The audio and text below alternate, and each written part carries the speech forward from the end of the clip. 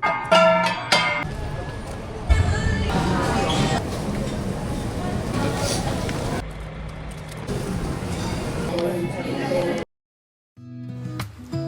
guys!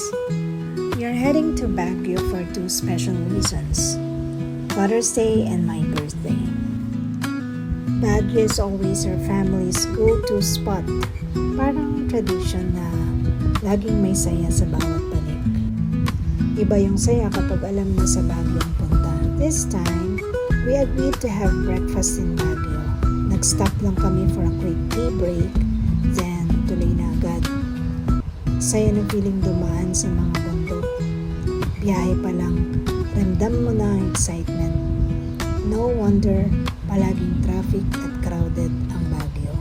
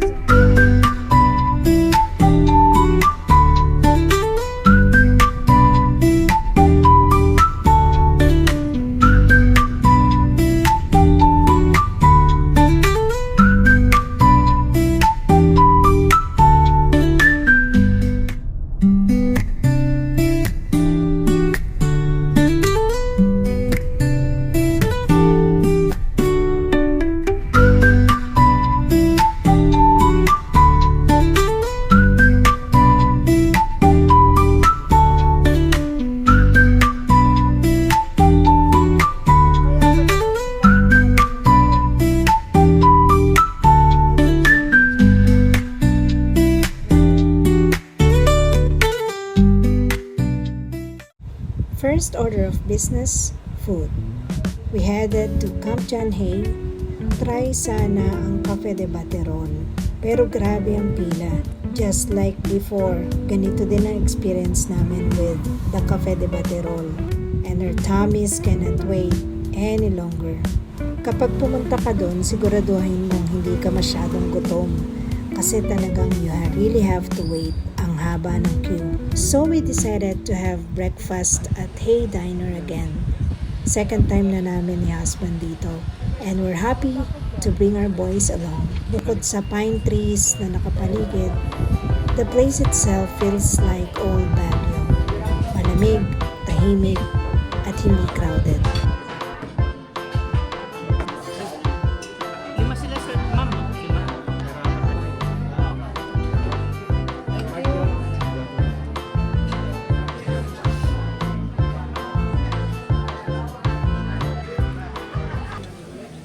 Some of their meals were served with unlimited coffee, a perfect pair for the cool Baguio vibe. Well guys, I recommend Hay Diner. Quiet, calm mornings.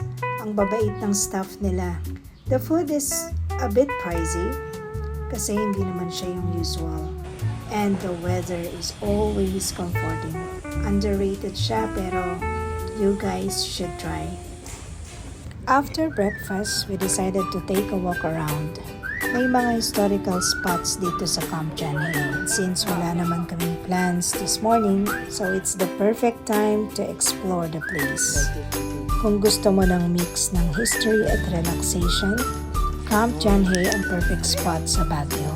As you can see, ang daming pine trees, cool weather, golf course, at mga kwento ng World War II na makikita sa heritage sites. Para kang pumabalik sa old Baguio habang nag-enjoy sa modern comforts. Ito naman yung tinatawag nilang Bell House sa Camp John Hay. Dating vacation house ng mga American commanding generals noong early 1900s. Ngayon, isa na tong parang museum at library ng paboritong puntahan ng mga turista dahil sa historical charm at old Baguio feel, as I've said. The Secret Garden sa Camp John Hay. Newly relaunched ecotourism spot lang to last February of 2025. Tahimik na nature escape, so may pine trees, secret trails, at fresh mountain air. Parang reset button para sa mind and soul. Ito talaga yung naalala ko sa Baguio. Yung trail, amoy ng pine trees, at yung lakaran. Buti na lang may mga spot pa rin na ganito dito sa Baguio, no?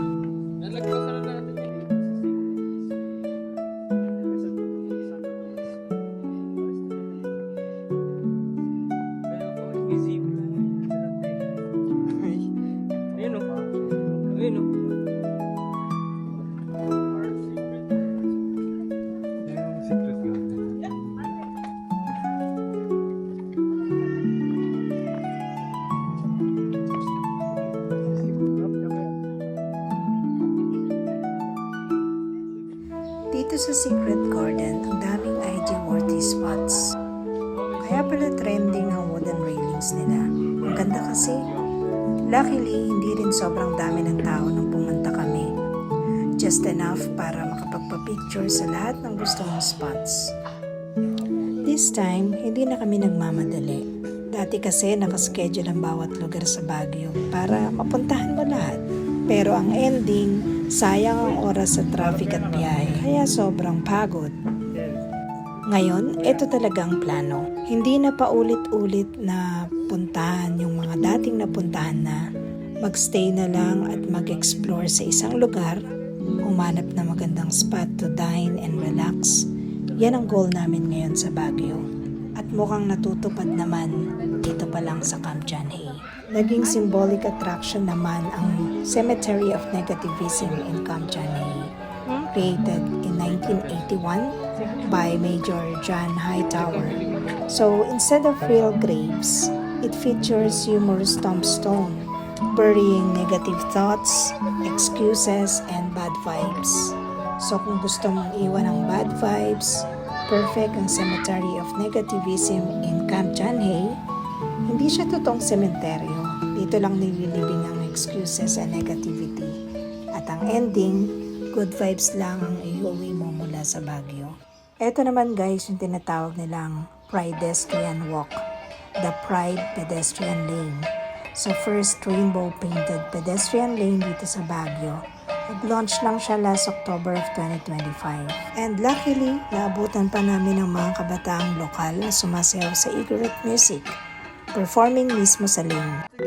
Dito naman sa spot na to, may mga souvenir shops at food plaza. So kapag pagod ka na sa paglalakad, so dito ka muna mag-stop, mag-rest, kumain ng kaunti, at saka bumili na rin ng pasalubong.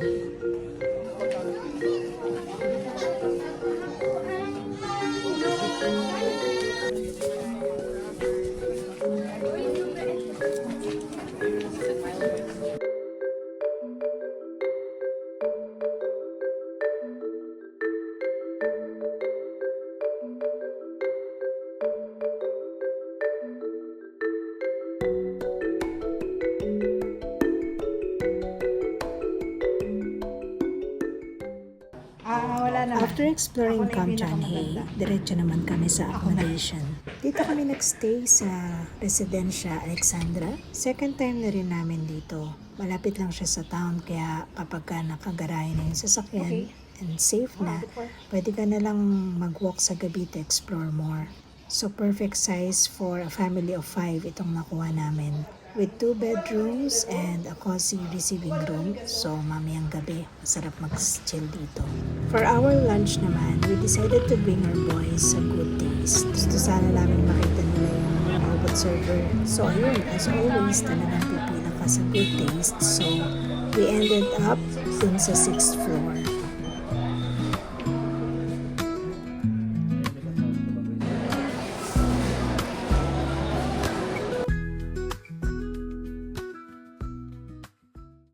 Bago mag-3 o'clock, umulan sa Baguio.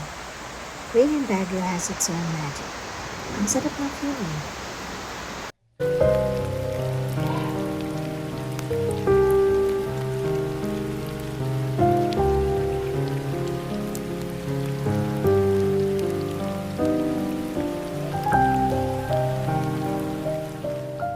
After ng ulan, syempre we will go out. Punta kami sa Session Road. It's the heart of Baguio. Dito mo mararamdaman ang energy ng city. May shops, cafes, food spots, thrift shops. Perfect for strolling, shopping, or just people watching. Since wala kaming itinerary, we just decided to spend the afternoon here in SM Baguio.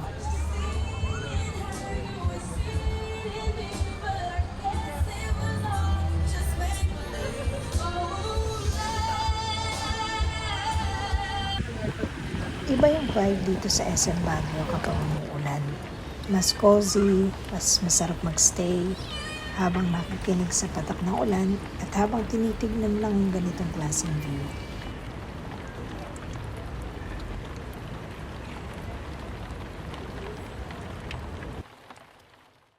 Dito Dito sa Tongyang kami nag-celebrate ng Father's Day and birthday dinner. Ang wish ko lang sana ay mapwesto kami sa alfresco area nila. And luckily, wish granted.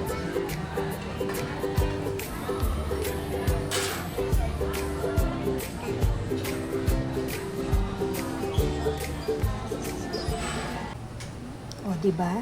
Dito kami sa labas nakapwesto. Ang lamig ng hangin, parang may mist kasi kakaulan lang.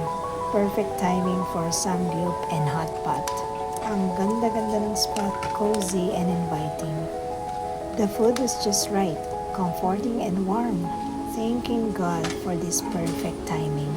Kasi guys, alam nyo, dito mismo sa spot na to, may sunset view mamaya. So we enjoyed preparing our food. Yung uso kasi niyan may food aroma. Ayan, ang sarap ng feeling. Kanina pa yan. May magandang view ng Baguio right in front of us.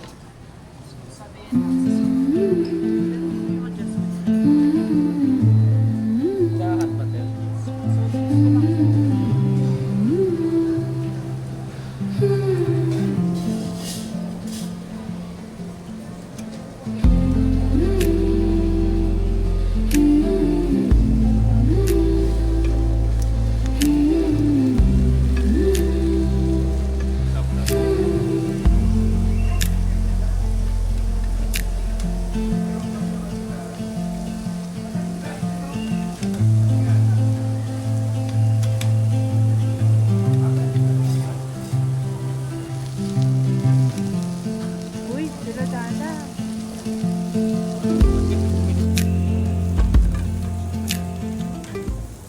Naabutan pa namin ang golden hour of the day. Bigla nga ako ng sentimental. For you to know, my name is Aurelia, and it means golden. From the sky, it felt as if my dear dad greeted me happy birthday from heaven. Nag-golden kasi lahat that very time of the day. Parang ang sunset mismo ang nag-radiate ng love and memory through the mist and hot pot smoke.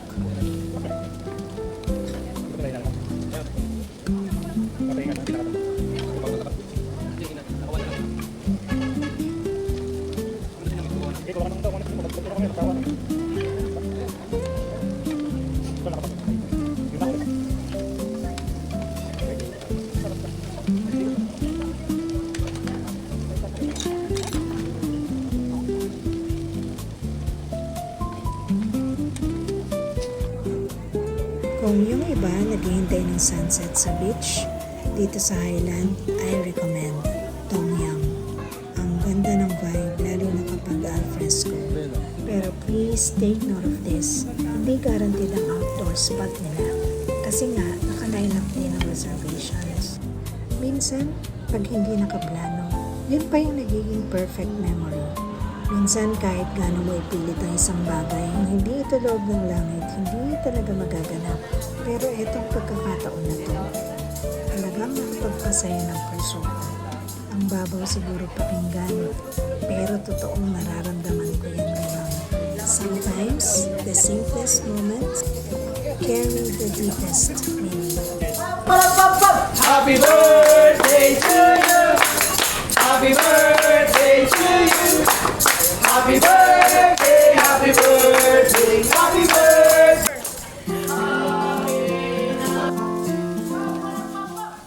Sharing with you a view of Baguio at night. Still busy, yet beautiful. City lights scattered like fairy lights. There's warmth in the air despite the cold. From this spot, the cathedral view hits different. It stands tall, glowing against the night sky, as if God Himself is reminding me that wherever you go, He can always reach you. This night felt like a blessing wrapped in lights and silence.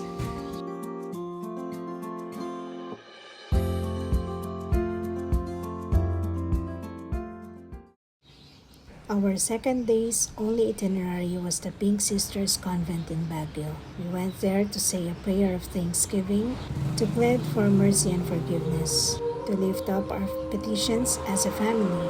The quiet and solemn atmosphere made it more meaningful. It felt like a sacred pause in the middle of our trip.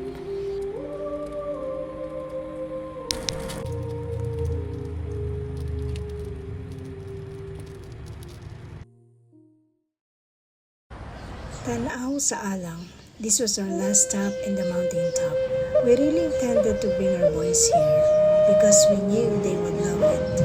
And we were not wrong. We stayed a little longer to savor the moment. For the last time, we appreciated the beauty of God's creation. This cafe has glass walls. Parang nanonood ka ng malaking TV. You enjoy the movements of nature from afar. Makikita mo ang Tuba Benguet in full view. Masarap magmuni-muni habang nakatingin sa paligid. They also serve coffee with balikotsa, and it was the boys' first time seeing this kind of sugar. They love it here. Thank you for staying with us until here. Our journey has been full of memories worth sharing, and we're excited to continue telling our stories. See you on our next frames. Our feet would sway to a voice in the breeze.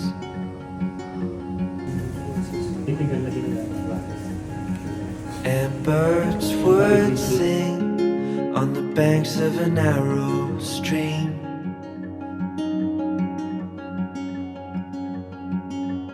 These memories will stay with